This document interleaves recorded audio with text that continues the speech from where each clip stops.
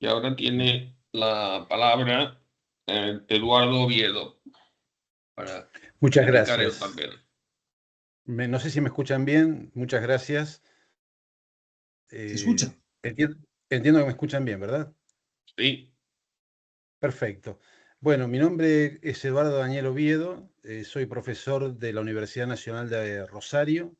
A su vez también investigador principal del CONICET, especialista en China. En este momento estoy en la Universidad de Shandong haciendo una investigación comparativa del sistema internacional con los históricos sistemas políticos que han tenido China, especialmente el sistema confuciano, vinculado, digamos, al sistema tributario chino, en la Universidad de Shandong, como decía recién, y en este momento me encuentro en la ciudad de Pekín. Para mí ha sido un verdadero placer poder leer el trabajo de Carlos. La verdad que es muy interesante, despierta mucho interés. Recién ha presentado las motivaciones y también las dos preguntas que el trabajo se realiza, que tiene que ver un poco de quién toma la decisión o cómo se fue tomando la decisión y la estrategia para buscar la seguridad alimentaria en China. Y está dividido, y obviamente el impacto nacional e internacional que tiene, digamos, esta estrategia, ¿no? Está dividido en tres partes fundamentales y con una conclusión. Y es un trabajo ameno para la lectura, y así como ameno, interesante y también proponiendo algunas ideas principales relevantes. Obviamente a mí me sugiere la discusión y el debate muchos ejes centrales del trabajo, que como digo es un trabajo de muy buena calidad, y que también como es un trabajo de muy buena calidad abre el debate a muchas discusiones. Entonces, yo quisiera comentar algunas de las ideas que me fueron surgiendo a partir de la lectura, porque el trabajo comienza vinculando, digamos, lo que tiene que ver fundamentalmente la población y la expansión agrícola, y allí hay muchas cuestiones por investigar para todos, pero sí me detuve en dos o tres aspectos cuando se toca, por ejemplo, el periodo maoísta, y obviamente se hace la división con el periodo denguista, podríamos decir, desde 1978 en adelante, con las nuevas políticas. Parece como que la autosuficiencia no existió nunca en China. Y en 1972, bueno, yo hice una investigación sobre las relaciones históricas entre Argentina y China. Tengo publicado un libro de más de 600 páginas sobre este tema. Y cuando precisamente Argentina estableció relaciones diplomáticas en 1972, eh, precisamente por motivos comerciales para exportar granos, en muchas visiones o perspectivas, incluso documentos, por ejemplo, de embajadas, hablaban de que China había alcanzado en ese momento, 1972, 1971, había alcanzado la autosuficiencia en materia de grano. Es decir, eso obviamente a un nivel distinto al que conocemos en la actualidad, con sectores sociales diferentes. Entonces, esta es una inquietud que a mí me generó también el trabajo, que debería tal vez a lo mejor debatirse ese tema, ¿no? Otro de los temas también que me pareció importante y que es un foco central de la presentación es el rechazo de un postulado ortodoxo de que solo con unidades de producción de gran escala se puede obtener una alta productividad, ¿no? En materia agraria, ¿no?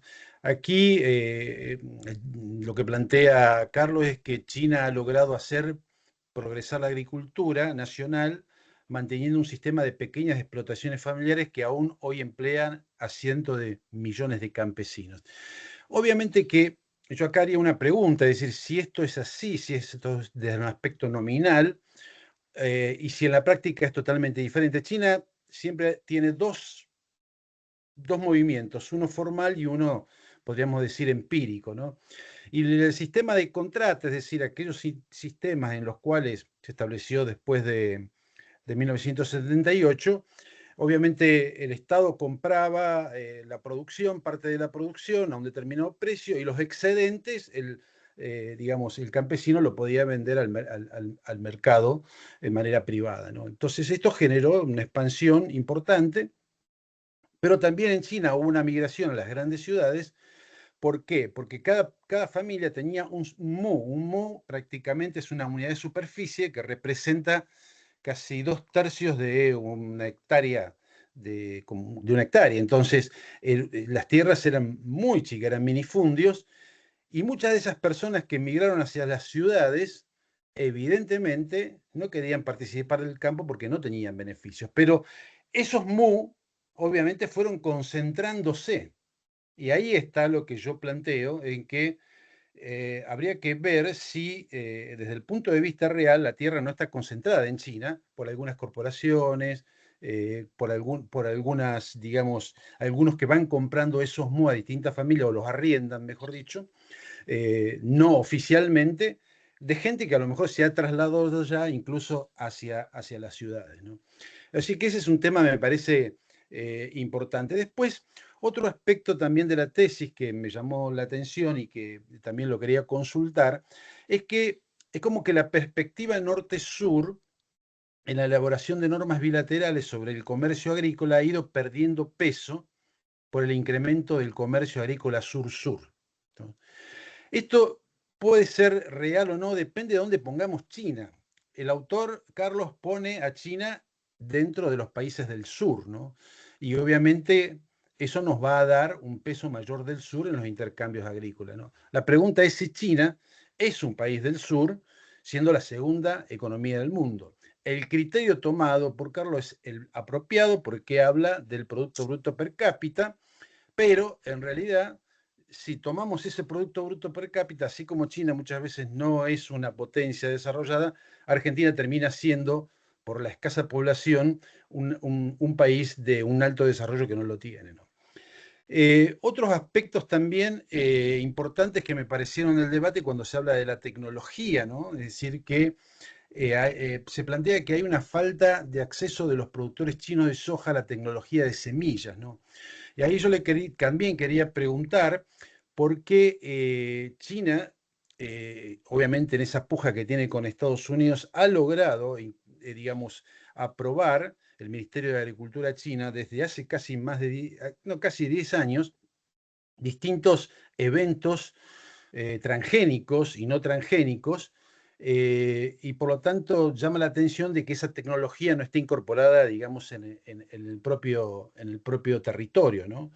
Entonces, sumado a la pequeña escala en la explotación, más la nanotecnología, el trabajo lo que llega a la conclusión es que se dificulta el progreso agrícola y por tanto la productividad en China es escasa, ¿no? Me parece que bueno, hay otros puntos que, bueno, no quiero explayarme demasiado porque son varios los temas, ¿no?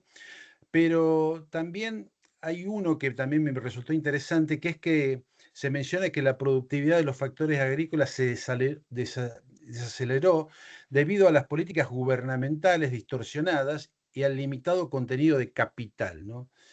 Esto, digamos, en parte puede ser cierto, pero la pregunta sería si no habría otros factores como el límite de la frontera del cultivo, es decir, ya China no puede expandir más su frontera, el avance de la industria también sobre la agricultura, y lo que ha hecho China también muy interesante, como lo hacen en el nordeste de China, es que se ha especializado en no transgénico, en productos de alto valor, es decir, ha dejado los transgénicos para que los produzca el mundo, mientras ellos utilizan, digamos, sus propias áreas para mantener libre de contaminación tal vez y a su vez al mismo tiempo generar un valor agregado a estos commodities, ¿no? Así que el caso de Argentina, que lo planteó, era una de las cuestiones que yo tenía, lo aclaró muy bien allí Carlos, porque evidentemente dentro de los modelos que comercian con China en materia de soja, obviamente Argentina es un caso particular diferente de Brasil y de Estados Unidos, porque obviamente establece un diferencial a partir de derechos de exportaciones que hacen desviar producciones que originariamente tendrían que ir a China hacia otros mercados como es la Unión Europea, Vietnam y otros países del sudeste asiático. La India, por ejemplo, consumidor de aceite de soja argentino y uno de los principales socios de este producto de Argentina. Entonces, aquí es clara, digamos, este desvío comercial. Y fíjense ustedes que hace poquitos días, hace casi un mes o 2 meses, en el cual el presidente Milei produjo una baja abrupta de los derechos de exportación hacia la soja y otros commodities, e inmediatamente los barcos chinos, especialmente a partir de su empresa COFCO, que está radicada también en Argentina, se acercaron a los puertos argentinos y se llevaron toda la soja que podían en una puja comercial que había con Estados Unidos y obviamente también con Brasil. Entonces, si quitáramos esta política que tiene Argentina, la expansión del comercio bilateral entre Argentina y China sería notable, ¿no? Pero bueno, entonces hay otros objetivos que son de industrialización, a veces un poco cuestionadas, por la, digamos, no capacidad de agregado de tanto valor, como así también de uso del trabajo, que nos llevarían a discutir este tema. Seguramente hay también otras cuestiones, lo último que quiero agregar, algunas cuestiones terminológicas, el tema de cómo se usa, digamos, Sudamérica o América Latina. En el texto se habla de América Latina como el proveedor de productos alimenticios hacia China. Yo utilizaría más el concepto de Sudamérica, me parece mucho más pertinente. América Central es muy poco lo que provee a China en esta materia. Como así también un poco identificar muy bien los cultivos, porque en el texto se dice que seguridad agroalimentaria en chino significa seguridad de granos, los cereales, frijoles y tubérculos, ¿no? Pero después por allí no se hace muy bien la distinción entre granos y cereales, que está muy bien especificada por el USDA digamos, el Departamento de Agricultura de los Estados Unidos. Bueno, en síntesis, para mí el trabajo me pareció excelente. Como todo trabajo excelente, siempre genera estas discusiones académicas y bueno, para mí ha sido un placer poder comentarlo. Muchísimas gracias. Muchas gracias, Eduardo. Carlos, si quieres responder. Pues gracias, doctor Catalán. Doctor Oviedo, pues naturalmente muy, muy agradecido y honrado del análisis, de los comentarios, todos ellos muy oportunos. He tomado nota, créanme, por la cuenta que me trae. Y si quiere que le matice brevemente... Carlos, perdón que te interrumpa. ¿Podés dejar de compartir la pantalla? Así te podemos ver en primer plano. Naturalmente. Gracias. Gracias, perdón. Disculpe por la falta de costumbre, estoy más habituado a otras plataformas. Bueno, decía, profesor, sí, es verdad que merece la pena, y tomo nota de todo ello, algunos como matizar algunos aspectos, hitos históricos, esa autosuficiencia que ya se da en lo fundamental en el maoísmo y que desde luego pues no habré sabido destacar, por tanto tomo nota, desde luego, ahondar más en ello, además usted lo tiene muy bien estudiado. Una cuestión de los grandes temas y la geopolítica y cómo definimos a los países. Es verdad, esto está muy, claro, esto es más que interesante.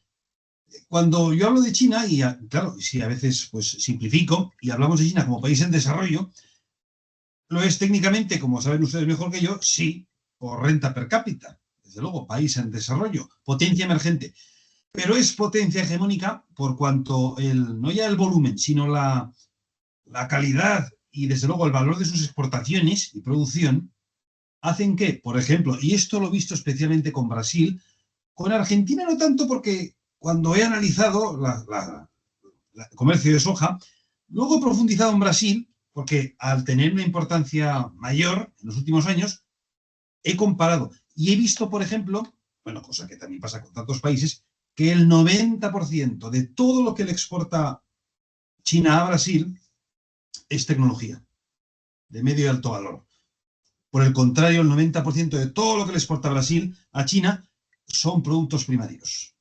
Sí, sí. Por tanto, es una potencia hegemónica, desde ese punto de vista, desde luego, hay que destacarlo más y mejor en este paper. Tomó nota doctor Oviedo, desde luego, también en lo que respecta a Argentina. Luego, en el tema de la falta de tecnología, es cierto, y tomé nota igual, claro, China no solo invierte, y no sé si lo llegué a mencionar, porque en tal caso procede, no solo a nivel de inversión extranjera directa, compra de activos, pero es que además China también realiza cooperación al desarrollo en el ámbito agrícola, también en Sudamérica, con lo cual viene un poco contradecido con esa expresión que menciono, que quizás haya quedado obsoleta, desde luego. Eso por otra parte.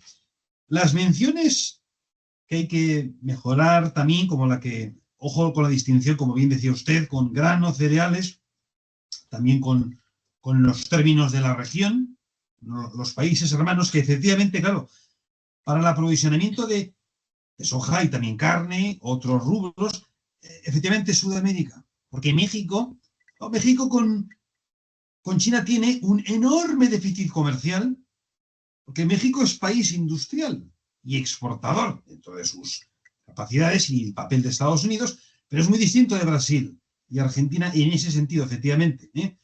Digamos que Brasil en particular tiene mayor equilibrio cuantitativo, pero desequilibrio de valor, pero es que además México le exporta muy poco a China, como bien saben ustedes, y por tanto, y menos en este terreno, cabría matizarlo bien así.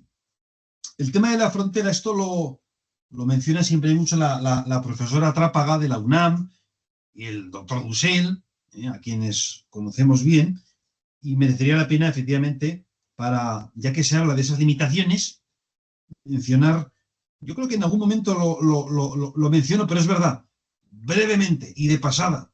Hay cosas que, como todo, estos temas tan inmensos y extensos, a veces uno trata de simplificar, pero todo lo que me he señalado, tomo nota, merece la pena de mejorarlo, porque no cuesta nada en realidad, me refiero, no cuesta nada en términos de espacio, es dar con las claves precisas y merece la pena por razones obvias. Son datos muy, muy pertinentes, doctor Oviedo.